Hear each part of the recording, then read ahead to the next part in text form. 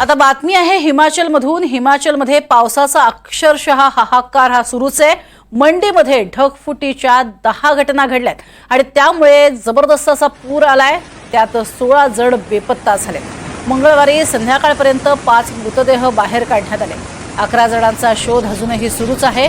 मंडीच्या कथुनागमध्ये अनेक घरं ही पुरामध्ये वाहून गेली आहेत। मंडीतील कारसोग, धरमपुर, बागशायद, थुनाग, गोहर या परिसरातील 100हून अधिक गावं ही वीज नसल्यानं 24 तासांहून अधिक काळ ही काळवंडलेलीच पाहायला मिळाली।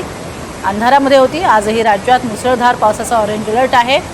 उत्तर प्रदेशातील वाराणसीमध्ये गंगेच्या पाण्याची पातळी ताशी 50 मिलीमीटर वेगानं वाढते।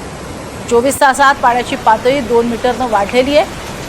पाणी मणकर्णिका घाटावरती पोहोचले, त्यामुळे गंगा द्वाराचा घाटाशी असलेला संपर्कही तुटलाय।